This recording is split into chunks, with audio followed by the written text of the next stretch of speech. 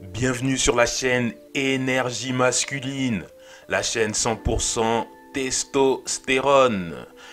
Bienvenue dans ce nouveau podcast, podcast numéro 25. Et dans ce podcast, je vais faire une réflexion sur les paris sportifs et sur les jeux d'argent. Mais juste un petit rappel, donc la chaîne Énergie Masculine, c'est une chaîne d'éducation masculine à travers trois piliers. À travers premièrement le pilier de la réussite professionnelle, la réussite financière. Le deuxième pilier de la chaîne, c'est les relations avec la gente féminine. Et le troisième pilier de la chaîne, c'est le fait de s'entretenir physiquement, mentalement. Et du coup, je vais tout de suite me livrer une petite réflexion concernant les paris sportifs et les jeux d'argent, puisque on est quand même là dans une ère où c'est un peu un phénomène de mode, donc de jouer aux paris sportifs, aux paris hippiques, aux jeux d'argent. Et tout ça est facilité par les sites de paris en ligne. Donc je ne vais pas les citer, mais il y a plein de sites de paris en ligne qui, à coup de pub, de gros coups de pub, à coup de spots publicitaires qu'on voit, qui ont été bien travaillés, eh bien, il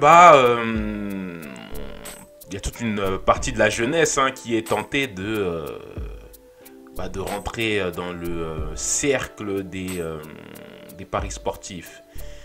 Et on a aussi les influenceurs à travers les réseaux sociaux qui font un petit peu la promotion des sites de paris sportifs. On a même des influenceurs qui sont spécialisés dans les pronostics sportifs qui vous promettent des gains en misant sur telle ou telle équipe. Donc tout ça, ça fait en sorte qu'il y a une partie de la jeunesse qui est tentée de jouer aux paris sportifs, mais c'est vraiment dangereux puisque ça peut vous amener dans un cercle, dans l'addiction aux paris sportifs. Et l'addiction aux paris sportifs, en fait, j'ai pu lire ça quelque part, mais en fait, c'est une addiction auquel on guérit pas. C'est pas quelque chose, c'est pas comme la drogue. La drogue, on peut faire des cures, on peut s'en sortir. Mais l'addiction aux paris sportifs, l'addiction aux jeux d'argent, on s'en sort pas. Il n'y a pas de remède. Donc il faut vraiment ne pas rentrer dans une trop grosse addiction pour pouvoir, on va dire, rester loin des paris sportifs. Mais lorsqu'on est rentré dans une addiction vraiment hardcore, on n'en sort pas. C'est pas possible. Donc c'est un petit peu sur ça que je voulais mettre en garde à travers ce podcast. Mais je veux aussi rajouter que en fait les entreprises de paris hippiques, de paris sportifs, ils savent très bien que ils exploitent un petit peu la misère des gens. On sait que les temps sont durs. Là, par exemple, on est en pleine crise sanitaire avec des conséquences économiques dont on n'a pas encore... je ne sais pas si on a encore commencé à en subir les conséquences, mais en tout cas, on n'a pas...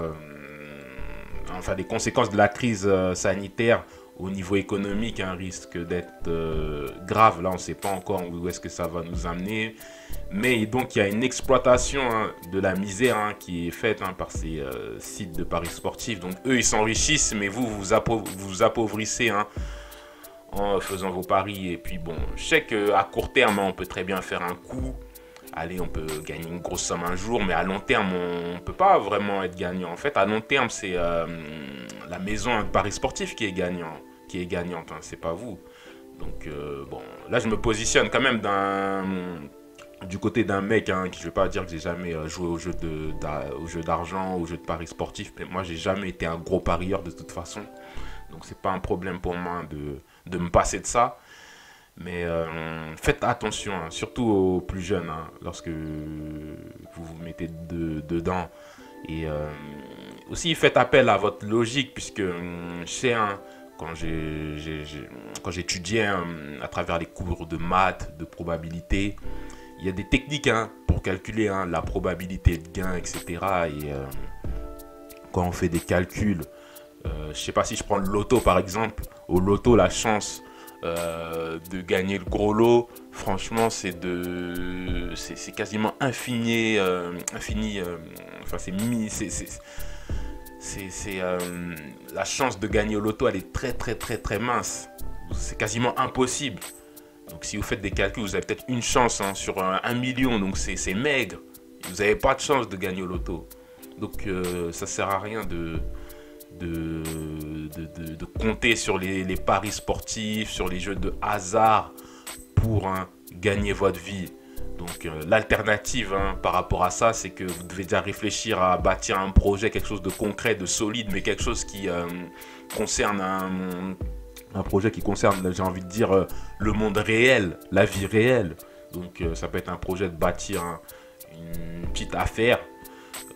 Même si il y a des probabilités d'échec, hein, mais si on compare, hein, la probabilité de réussir à travers l'entrepreneuriat et la probabilité de réussir à travers les paris sportifs, la probabilité de réussir, hein, à travers l'entrepreneuriat, bah, sera plus grande. Et même si vous échouez une fois, deux fois, trois fois, ça reste de l'apprentissage. Donc il y a bien un moment où ça va finir par marcher. Voilà un peu ma réflexion par rapport aux paris sportifs et aux jeux d'argent. Donc faites très très attention avec ça.